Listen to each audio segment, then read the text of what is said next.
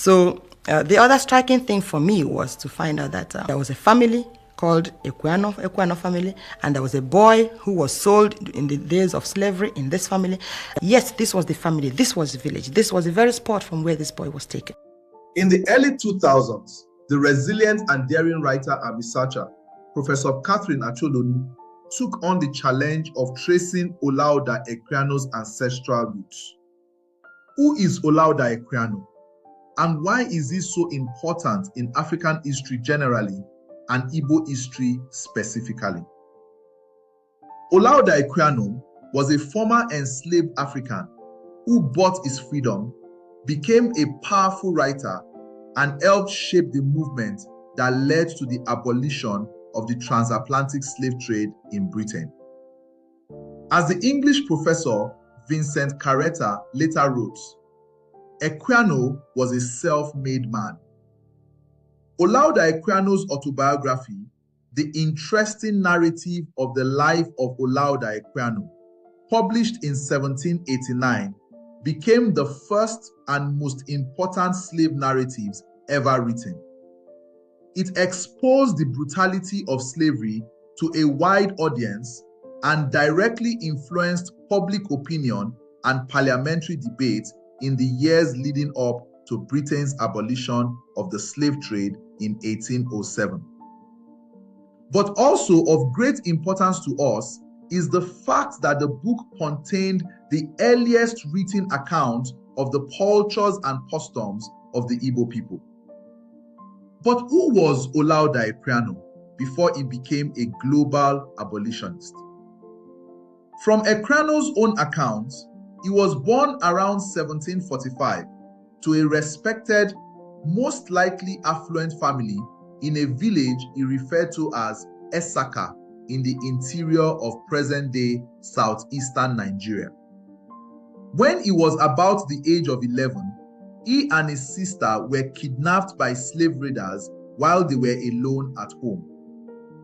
Shortly after, he was separated from his sister. He then recounted being passed from one group of captors to another, and eventually he was taken to the coast where he first saw a European ship. After arriving in the Americas, he was sold and later purchased by a British naval officer who renamed him Gustavus Vassa. Over time, Equiano learned to read and write, worked in various roles, and eventually earned money through trade. In 1766, he bought his freedom. About 2 decades ago, Catherine Acholonu decided to find Equiano's people, and after traveling, investigating oral histories, and identifying the village she believed to be his place of origin, she documented her findings in her groundbreaking book, The Igbo Roots of Olaudah Equiano. In the following interview, Catherine Acholonu talks about the importance of Equiano's narrative, how Africans reacted to the possibility of being stolen into slavery, Equiano's family's reaction when told about Equiano's story, Equiano's people, and the difference between African slavery and American slavery. If you'd like to see more of this type of content, let me know by clicking the like button. What led me to do research on Equiano? I started working on Equiano in the process of studying African literature with special emphasis on Igbo studies. And when you begin to study African literature, the first writer, so to say, you study is Olaudah Equiano, because he's seen as the father of African writing, because of the way he authenticated his writing by illustrating the origins of his life and locating the origins of his life in Igboland, which is in West Africa. So it becomes mandatory on all those who are doing African studies or African literature to begin by studying Olaudah Equiano. And that was how I began to study Olaudah Equiano as the father of African writing. It was then in the process of doing this study and discovering that Olaudah Equiano was, that indeed he said he was an Igbo man. He wrote about his Igbo origins, including Igbo words, describing Igbo culture, the ways of life of the Igbo people, even stating with emphasis what community, the name of the community he came from.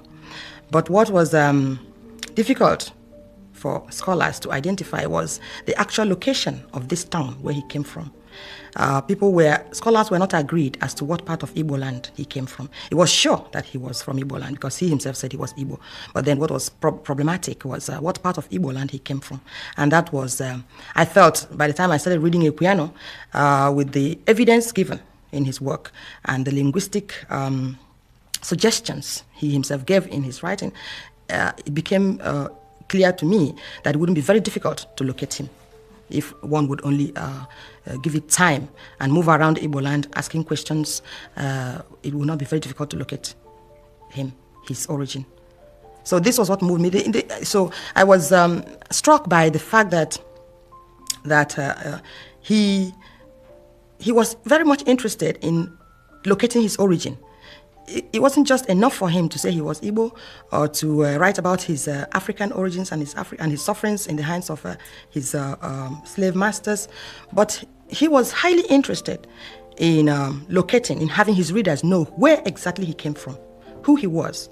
Even though his white masters gave him a European name, he still wanted to use his African name. He didn't want his African name to be lost. So I was caught up in that. I could sense a soul searching for its roots, for its origins, to identify itself, to establish its territorial and cultural integrity. And I was struck by that. I was also highly moved by that. I think my spirit caught on when I read that, and I felt I wanted to help. I wanted to do something about it. And so after I finished my doctoral thesis, I now began to work on Equiano. And I worked on him for 3 to 4 years, at the end of which I began to publish a number of articles in newspapers, in journals, culminating in the writing of my book, The Igbo Roots of Olaudah Equiano, which was published in 1989. And subsequently, I was invited to give lectures in different universities in the United States and in Britain. So that's the story. For people in Africa, Equiano's detail, the Africa detail in his narrative is very important because it is the anchor of African studies. In every discipline, you study Equiano. Historians begin with Equiano, social scientists begin with Equiano, literary artists and literary scholars begin with Equiano. So it's like Equiano makes it impossible for you to forget the issue of slavery and the fact that we have millions and millions of our brothers and sisters who are now no longer part of us, but who have now gone through the experience of slavery, who have now become part of another culture, but who are equally part of us and who are yearning to connect. And so Equiano's story, more than any other story, carries that authenticity, that impetus, and that imperative to connect, to not forget, to remember, and to take responsibility for the actions of our forefathers. While I was doing my research, in fact, almost every stage of the research was very moving for me. At each stage, I stumbled upon materials that every discovery was one discovery too many. Every coincidence was one too many, because it was like the reassemblage of a jigsaw puzzle in which every part fit. Equiano said many things. For example, he called himself Olaudah Equiano. I say it in Igbo, Olaudah Equiano. My first impulse was locating Iseke, which was the word he used in describing the name of his town. There are quite a number of names in Igbo, names of Igbo towns that sound like that. There are not less than 5 or 6 Igbo towns scattered around Igboland that sound like Iseke. I visited quite a number of them. But the thing, when I came to Iseke in Anambra State, in what is now Eastern Nigeria, my first question was, is there any family in this community that goes by a name that might sound anywhere, in any way, like Equiano? So this was the first question I asked the king of the community. I was asked to come back. By the time I came back the second time, he had talked with the elders, with the chiefs in his kingdom. And I was told that indeed there was a family by a name, very close to that, very, very close to that. And I was asked to go and talk to the leader of the kindred where this family lives, or which this family was part of. And there was only one family in the whole of Iseke with that name. And this was the Aboriginal family of that town. In other words, the people who really belong to that land. There are many people in Iseke today. Many of them are not Iseke by origin. But the Equiano family is an Aboriginal family of Iseke. And they actually, as at that time, this family was a family that was the family of judges. In other words, it was in their family that cases were decided, were heard. In other words, the court cases were heard in this family. And all the members of this family the elders of this family were judges in the family. That means today you would call this the family of the kings, the princes, the nobles of the town. So the first thing that was highly moving for me was discovering that there was such a family called Equiano. In other words, we say Equiano today, but in Iseke it's called Equiano, which means if they agree to a fight, we shall fight. So in other words, nobody goes to war without mutual agreement that there will be a war. It also means that this is a family that's not afraid to fight for its rights. Then the other moving thing was to discover that in this family, there is the story still being remembered today that a little boy in this family was sold. One little boy, not two. And and in this family, I also found out that there were, in the whole of the entire life of that family, it was an anathema that a child of any person from that family would be sold into slavery, because this was the family of Iseke. This was the family of nobles, the kings, the owners of the land. These were the people who sold people. They were not the people who were sold. So the other striking thing for me was to find out that there was a family called Equiano family, and there was a boy who was sold in the days of slavery in this family. And the third striking thing was the fact that I was holding the novel, Equiano's Travels, which was edited by Paul Edwards. I was holding it in my hand, and people were looking at me, and they picked the book from my hand and looked at the picture, or at the Equiano's portrait in the picture. And the old man who was talking to me said, "This man in this picture looks like the Equiano family, members of the Equiano family here." And he directed my attention to one little boy who was sitting in the gathering. And I could see the resemblance between the picture I had in my hand, the portrait in my hand, and the boy before me. So when they started seeing the portrait of Equiano in the book, the reaction of the people was that there were more than one person who had the same facial features. And they now made it possible for me to go and visit the other Equiano homesteads, the other members of the Equiano family. Even I arranged for the rest of the Equiano boys who were living outside the village to come home so that I could see them, because they kept telling me there was one more Equiano that I needed to see. And if I saw this person, then I would definitely have no doubt as to the fact that the person I was talking about was a member of this family. Because this other person, whose name was Fidelis Equiano, was, according to them, a carbon copy. He looked like a twin brother, an identical twin of the person on my portrait. I didn't believe it until I saw weeks afterwards. It became possible for me to see this young man when he came back on one of his trips from Lagos. When I saw him, I stopped short. And I burst into tears. I couldn't believe. I couldn't take it. It was too much. And then he looked at the picture himself, and he said, "It's like looking at my double." He couldn't believe it himself. It was too much. Yeah, what came over me? It was like, yeah, I could see the whole thing. It was almost as if I could transport myself to 200 years before. I could see the little boy being taken. I could see, yes, this was the family, this was the village, this was the very spot from where this boy was taken. I could feel the reality of it all, and that was what moved me to tears. And I must also say, at that point, when I saw Fidelis, I thought Equiano was there. I could feel his spirit. I felt him saying, "Yes, I am home. Thank you, Catherine.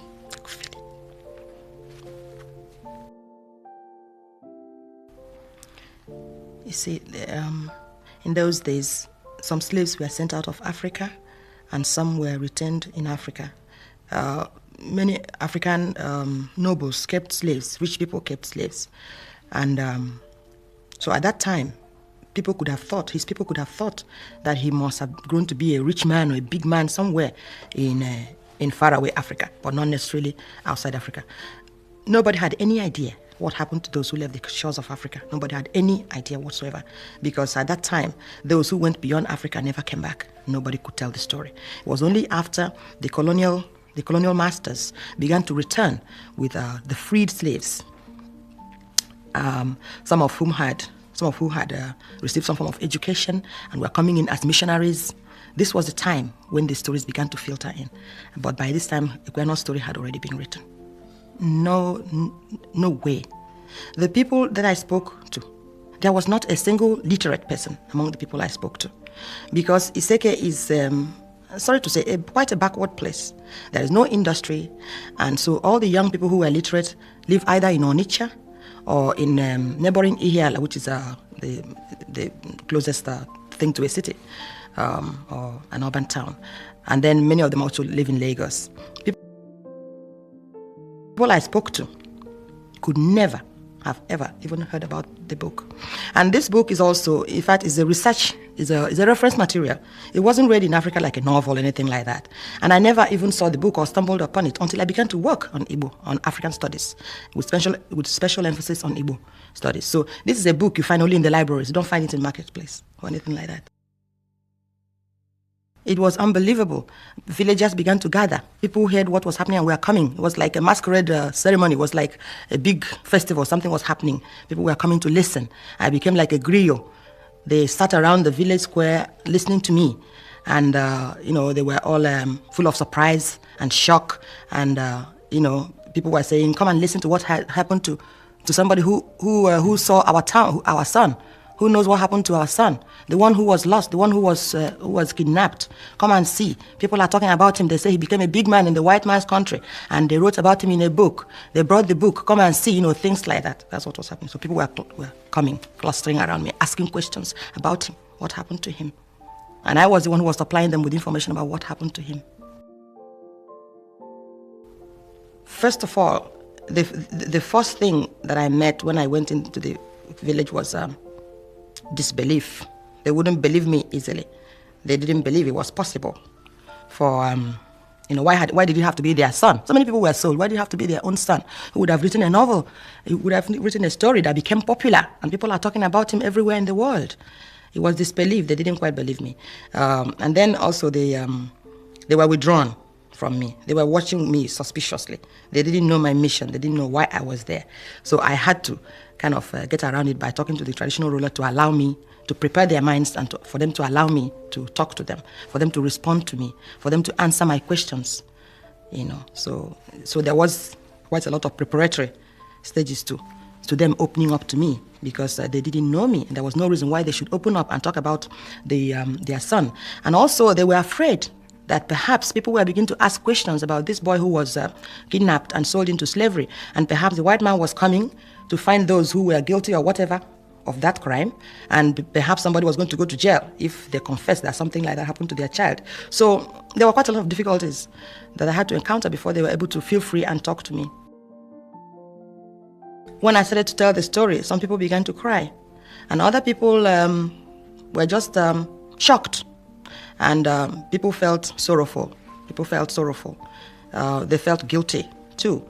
But then again, most of the people I heard before me were not part of that which happened. They were not there. This happened about 200 or so years ago or more. And even though these acts were perpetrated by their ancestors, they were not part of that evil and could not be held responsible. But they felt sorrowful that such things could have happened. The villagers I talked to are not aware of this. They are not aware that there are there are millions of Africans living far away from Africa. Actually, the people I talk to don't even know the map of Africa. They don't know how far Africa is. If you talk Africa to them, they wouldn't understand what you're talking about. They know their kindred, their village, they know Igboland, they know perhaps Nigeria. But what is Africa to these villagers? There's little knowledge of geography to these people. So some of them may have heard that there are Africans who are now living outside Africa who come and speak like the white man, behave like the white person.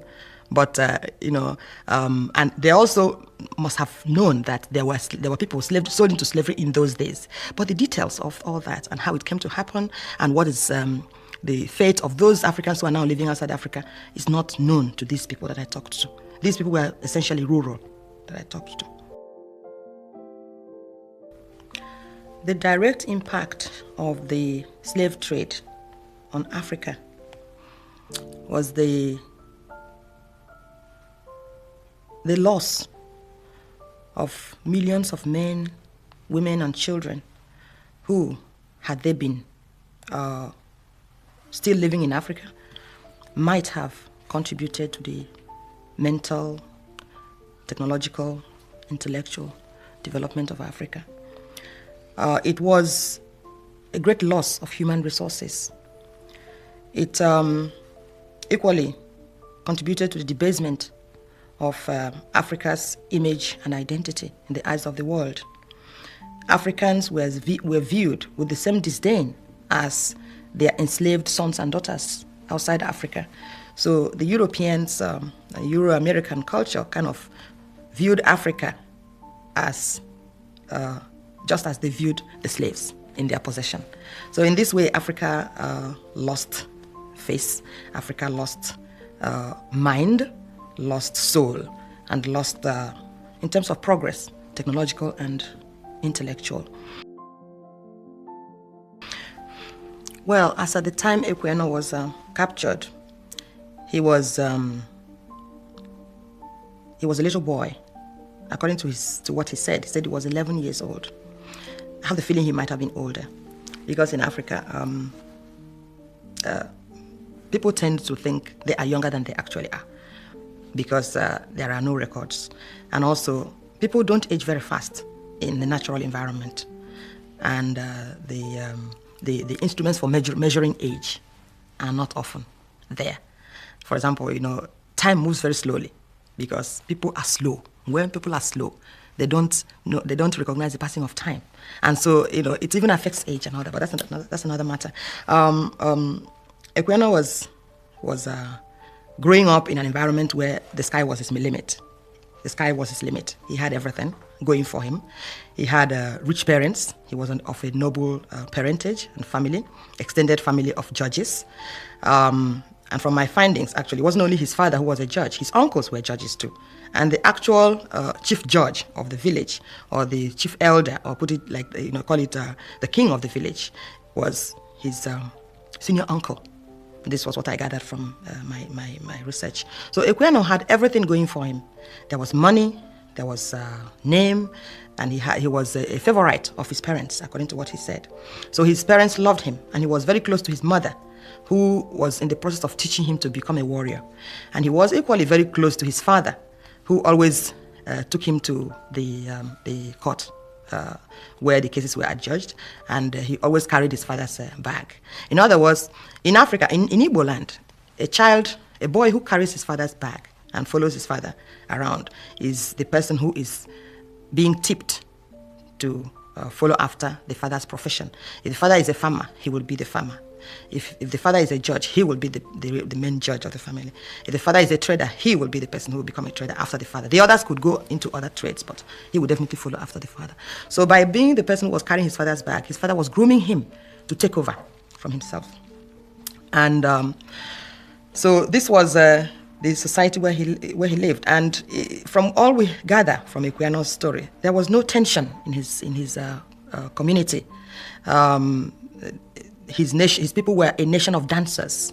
When he uses the word nation, actually he means community.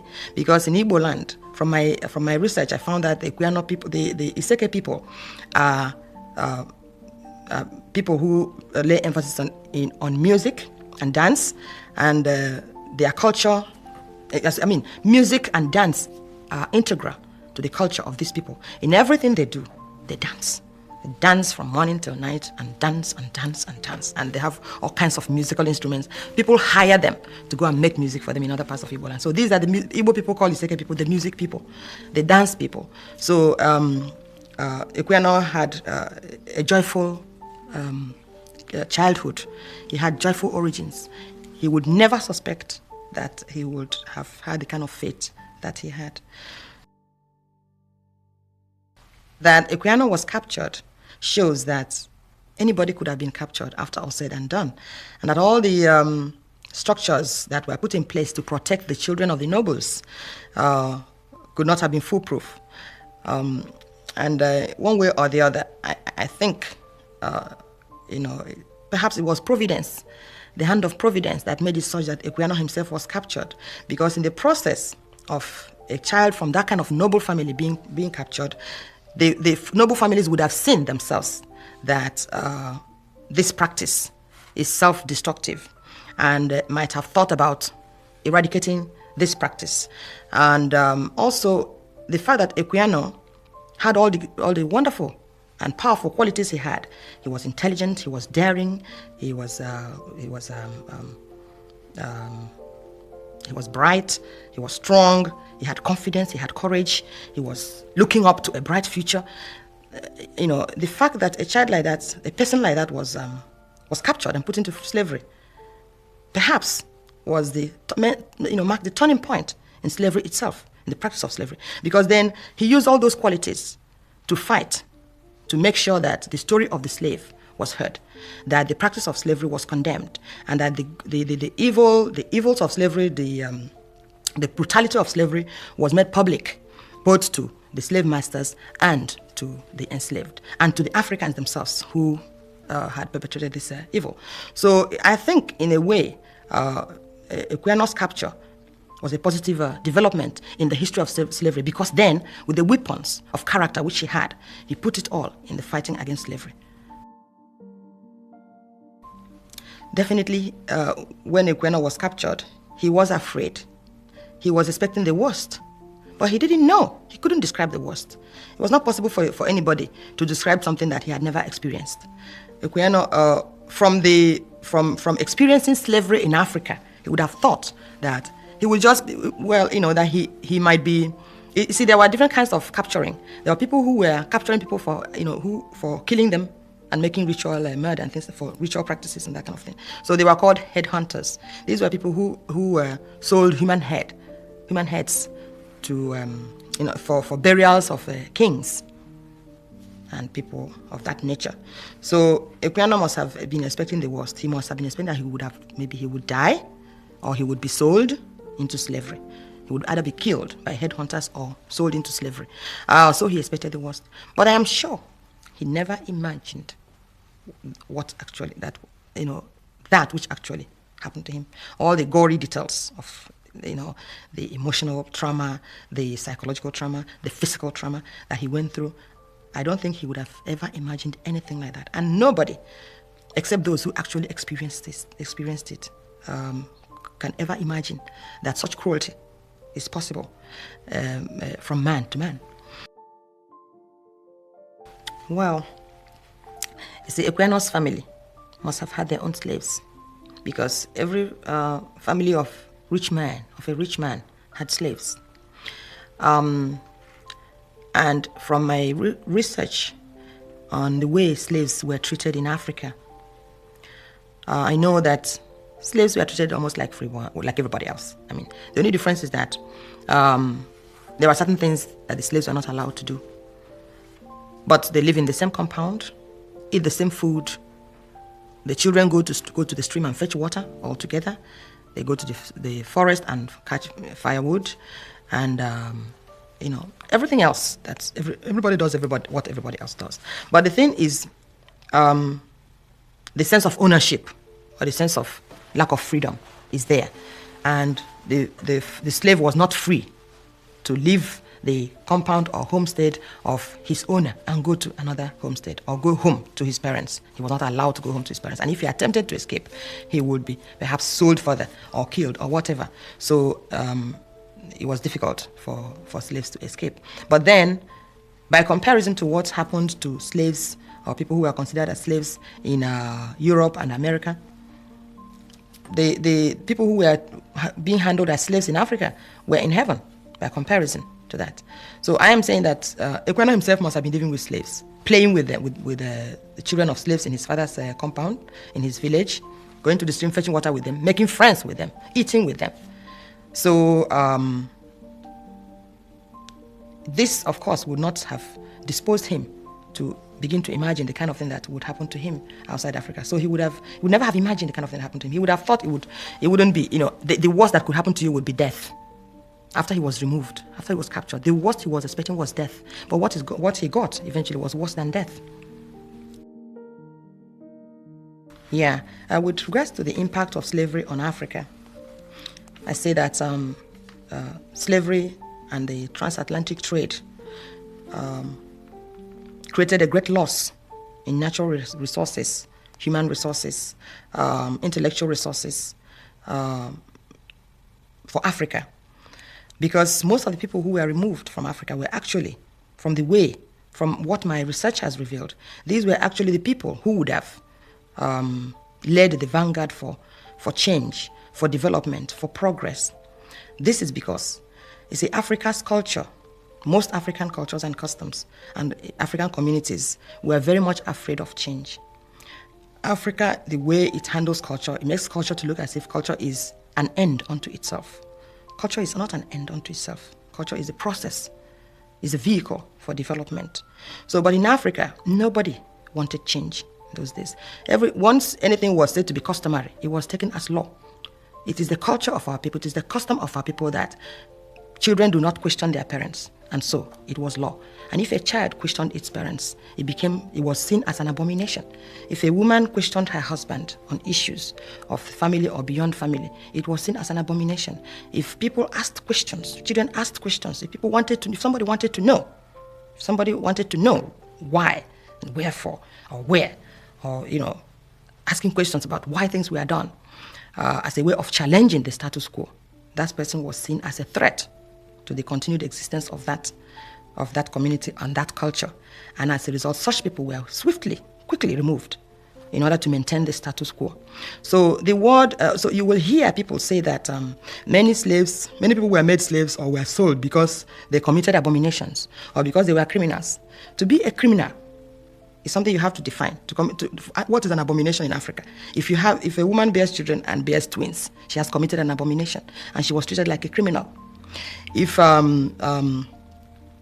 let's say if somebody is a slave and the slave runs away from his master, that slave has committed an abomination, has committed a crime and must be done away with.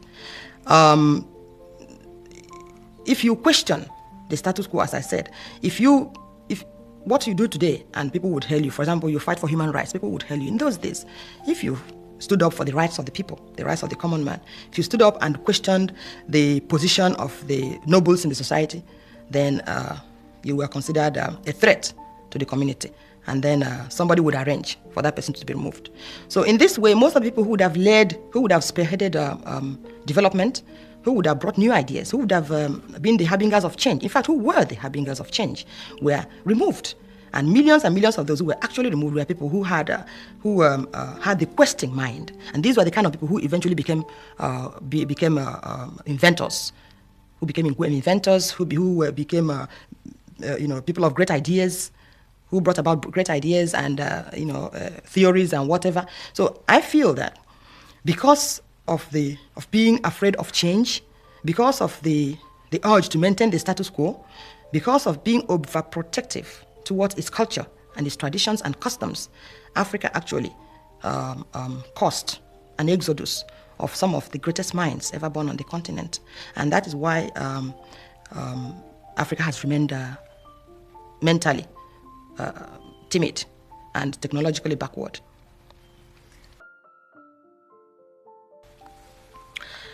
Equiano's capture did not actually change him. When you read Equiano, you realize that he was a very powerful character, and he was set in his opinion about life, about love, about brotherhood of man, about service, about honor, because Equiano was an honorable man. He was born honorable, and he remained honorable to the end of his days. Even in spite of the brutality he suffered in the hands of people who were not honorable, he didn't change. He didn't become like them. He didn't start hating because of the treatment he received. Instead, he strove to change those people. He strove to use his narrative and his actions and his noble courage and his acceptance and respect of others, even those who brutalized him. He tried to use love to teach the lesson of how to beat hatred. So if he had been changed by that experience, he would have perhaps have begun to hate his tormentors, but he did not. Equiano was, it was like, I see him like a savior kind of person. I see him like a person bearing the sins of the race, like a kind of Jesus, like a person like Nelson Mandela, like Martin Luther King, like one of those who bore the scourge of human hatred, the scourge of racism. And he bore it as a lesson to all. And he bore it and he remained the same. He remained unchanged, except in the sense that he lost his childish naivety, that naive feeling that all men are honorable. And then also, well, you could see as if when you read Equiano, it's like reading Huckleberry Finn in one way, in one respect, in the sense that you hear the voice of the child, and the voice of the child becomes a weapon for interpreting the process of change, from one community to another, from one person to another. You see the people, you see the different nuances of human behavior. The person essentially doesn't change. The essential Equiano remains the same. But the child leads you to see yourself as humanity, your different nuances of behavior, and how you define, then you look at definitions of culture, honor, primitivity, civilization, savagery, and you could see the tables being turned. You could see the irony of the one who calls another savage